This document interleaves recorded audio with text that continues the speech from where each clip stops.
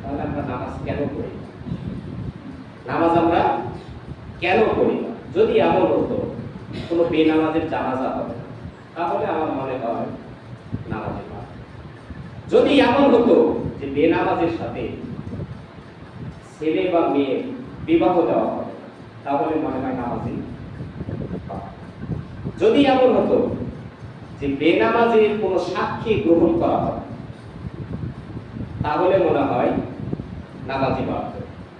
যদি এমন হতো যে নামাজি বাবার বেনামাজি সন্তান তার সম্পদের অধিকার পাবে না, তাহলে মনে হয় নামাজি পাঠ।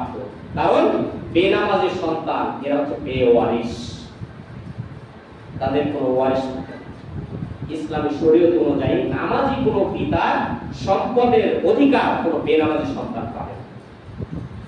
যদি এমন বাস্তবে হতো, তাহলে মনে হয় নামাজি পাঠ। নামাজি স্বামী, বেনামাজি বউ, হিসাব করতে গেলে বরাবর অনুযায়ী যদি আপনি হিসাব করতে যান, এই হিসাবে দেখা যাবে যে স্বামী স্ত্রীর সম্পর্কটা ঠিক আছে। বাইনাল আবদি ওয়া বাইনাল কুফরি তারকুস সালাত, বাইনাল আবদি ওয়া বাইনাল কুফরি তারকুস সালাত। বান্দা এবং কুফরির মধ্যে পার্থক্য হচ্ছে নামাজ। আল্লাহু আকবার বলেন।